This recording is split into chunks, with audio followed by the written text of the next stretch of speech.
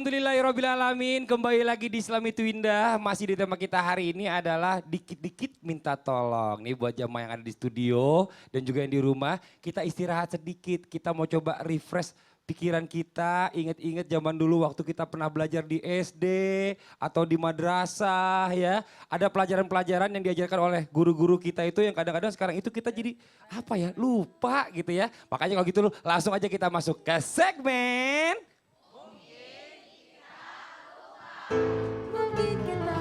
Masya Allah. Nah, di segmen mungkin kita lupa ini, kita bukannya mau ngetes, enggak. Kita cuma sama-sama mau mengingatkan diri kita. Cuma kebetulan ada bintang tamu di sini. Jadi kita manfaatkan bintang tamu kita, ingat atau enggak ya. Kalau gitu langsung aja nih kita masuk ke pertanyaan yang akan diberikan oleh Pak Ustadz Maulana. Ustazah Oki dulu. Oh, Ustazah Oki dulu boleh. Ustazah Oki.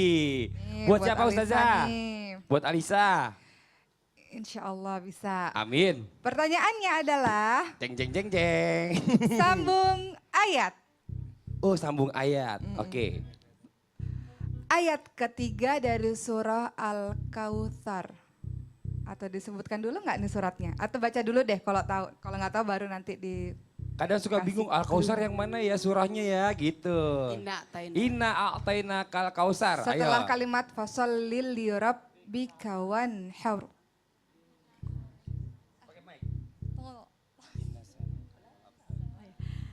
Inasyani akawal aftar. Abtar. Abtar. Yeay, Betul Ustaz Oki, tepuk betul. tangan dulu dong Bu.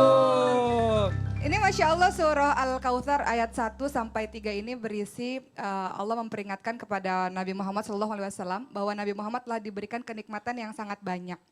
Kenikmatan salah satunya apa? Salah satunya disebutkan Al-Kautsar itu selain kenikmatan, Al-Kautsar adalah nama telaga yang ada di syurganya Allah Subhanahu wa taala. Di mana telaga tersebut berisi banyak sekali bejana-bejana sebanyak Allah, bintang-bintang Masya yang ada di langit. Tapi nggak semua hambanya Allah atau umatnya Rasulullah bisa minum bejana-bejana tersebut. Nah, ketika sudah diberikan kenikmatan yang banyak oleh Allah Subhanahu wa taala, maka dianjurkanlah untuk bersyukur. Salah satu cara bersyukur adalah dengan sholat dan kurban. Di ayat selanjutnya. Baru yang terakhir dijelaskan apa akibat dari orang-orang yang tidak patuh terhadap Rasulullah SAW. Terputus nanti dianya. Masya Gitu. Allah. Tuh jelas juga ya Al-Kautsar. buat semuanya Dan kita pelajaran Al-Kausar nih. itu adalah surah favorit kita semua. Betul, karena paling pendek. Ayatnya enak itu kalau dibaca subuh-subuh lagi ngantuk. Pendek cepat selesai gitu ya Bu ya. Iya Ibu kalau gitu iya aja. Selanjutnya Pak, pertanyaan dari Ustadz Maulana. Pertanyaan buat Evan. Di manakah pertama kalinya Nabi Adam alaihissalam dan Siti Hawa dipertemukan di muka bumi? Ah gampang, itu Pilihan kalau orang yang dong. suka umroh ya, pernah umroh, pernah haji pasti tahu tuh. Di situ suka ngumpul tuh, foto-foto. Terus naik-naik ke bukit. Ayo. Dulu ada onta, sekarang onta-ontanya pada kemana ya? Kayaknya nggak boleh lahir itu, ontanya pada nongkrong di sana. Ayo. Pakai clue, pakai clue. Pakai clue. Jabal Gini, Nur. Di beradanya di padang Arafah. Arafah. Kasih Ada. pilihan loh Ustaz. Kasih pilihan. Jabal Jabalnya. Nur, Heeh. tempat penerima wahyu. Gunung Tursenen, Nabi Musa menerima wahyu. Berarti aku jawab juga nanti terakhir itu. Iya juga.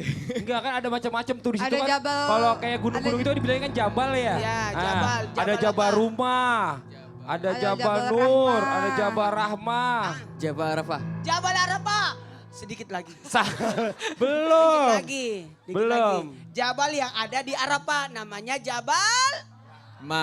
Hah? Jabal Rahmah. Tepuk tangan. Bukit kasih sayang. Disebut Jabal Rahmah karena bukit kasih sayang Nabi Adam alaihissalam dan Siti Hawa karena Nabi Adam waktu diturunkan jatuhnya terletak di India. India, makanya orang India itu ganteng-ganteng, cantik-cantik. Karena pertama kali turun di situ. Seperti Maksudnya orang India gitu ya kan. kalau Siti Hawa jatuhnya di Jeddah. Artinya mendaratnya di Jeddah.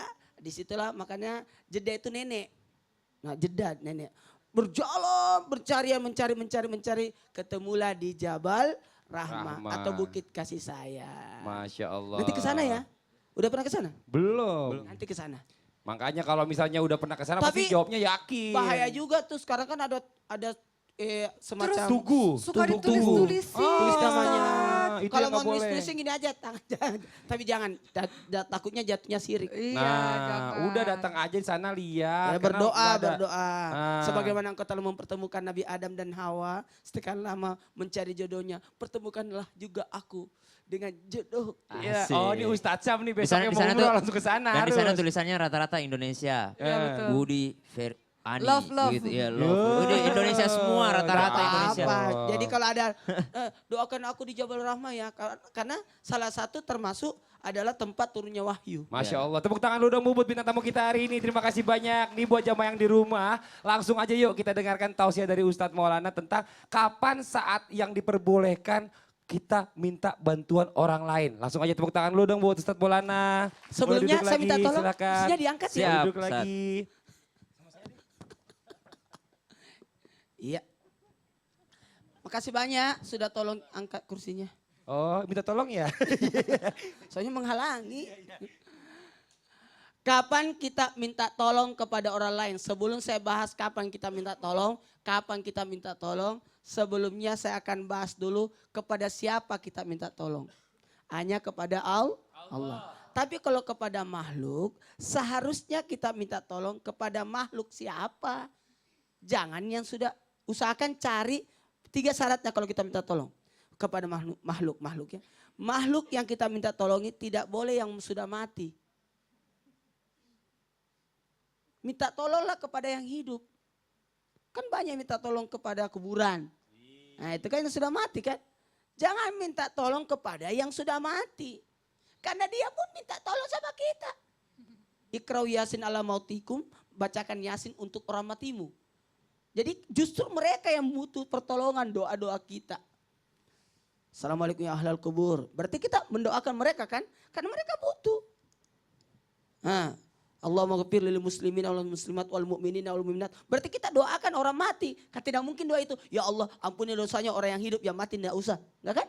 Berarti semuanya. Kalau begitu minta tolong sama yang hidup. Yang kedua, minta tolong kepada yang hadir. Jangan tidak datang, tidak muncul orangnya. Contoh, minta tolong kepada jin. Jangan minta tolong sama jin ya. Aku kasih kamu 3 permintaan. Jangan. Karena jin itu usianya panjang. Ribuan. Kita cuma tidak sampai ratusan. Umurnya sampai 1000 tahun loh itu jin. Sekarang dia tolong kamu, tapi suatu saat nanti kamu yang dikekang. Kamu akan dijadikan budaknya. Apapun permintaanmu akan dikasih, hati-hati. Dan yang ketiga, jangan minta tolong kepada orang yang tidak mampu menolongmu. Itu namanya engkau memaksakan sesuatu yang orang tidak bisa membantumu. Jangan minta tolong. Kalau kamu tahu dia tidak bisa melakukan, tidak akan bisa menolongmu, jangan minta tolong. Ini termasuk nih, mohon maaf. Makanya saya ambil contoh kecil.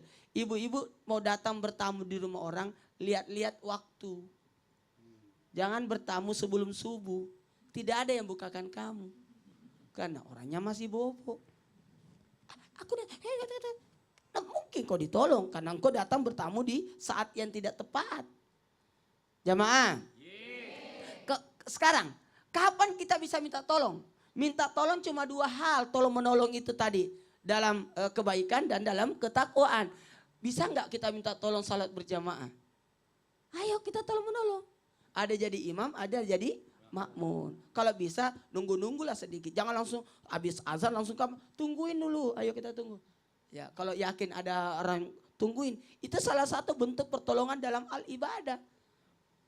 Sama juga tamu hanya bisa dilayani selama 3 hari. Kalau lewat 3 hari sudah tidak usah dilayani. Karena dia sudah mau tinggal di rumahmu itu. Kalau sudah lewat dari 3 hari. Kalau 3 hari dilayani, mau makan apa? Saya masakkan. Aku bikin, kalau sudah 3 hari, masak sendiri. Sekarang, mohon maaf kepada siapapun. Dalam hal menolong, minta tolong boleh. Dalam hal siapa yang menolongmu itu sudah ada perjanjian sebelumnya. Iya, artinya gini ya. Ada mohon maaf, ada bagian tugas masing-masing. Saya mungkin tidak mungkin sekarang masuk di dapur. Karena sudah ada orang yang bertugas untuk masak kan. Tapi pakaian saya nggak mau saya. Dari dulu sampai sekarang dari pesantren, sampai sekarang saya masih nyuci sendiri. Tapi kalau ada istri saya, nggak mau aku nyuci. Nanti nangis dia. Tapi sesuatu yang... Kenapa? Enggak, biasanya gitu kata istrinya gini. Istri saya juga nggak mau nyuci karena ada mesin cuci. Nanti mesin cucinya sayang dong mau bazir katanya. Oh gitu? Iya. Namanya itu pakaian masuk sendiri. Walaupun ada mesin cuci, baju tetap diambil, dipilah-pilah. Masa baju? Silakan baju masuk sendiri. Itu cuma istilah. Jamaah. Kalau begitu, boleh Anda minta tolong pada saat apa? Bencana, pada saat tidak ada yang mampu menolongmu lagi, maka tahu dirilah. Istri-istri dokter ini sudah menolong orang. Sudah disumpah itu dokter. Ternyata anaknya dokter ini berkata gini, ada pertanyaan sama saya, dia bisik, Ustaz apa kerjanya istri dokter kalau suaminya tidak kerja? Dia jawab sendiri, memang apa jawabannya? Dia bilang, jualan baju di rumah sakit. Tidak, itu kerjaan ibu kamu yang jualan baju di rumah sakit. Itu memang begitu Bu. Istri dokter kalau tidak ada kerjaan suaminya lagi. Enggak, berarti anaknya ngarang dong. Boleh. Tidak semua yang kita kerjakan menjadi patokan buat semua orang. Itu ibumu sendiri.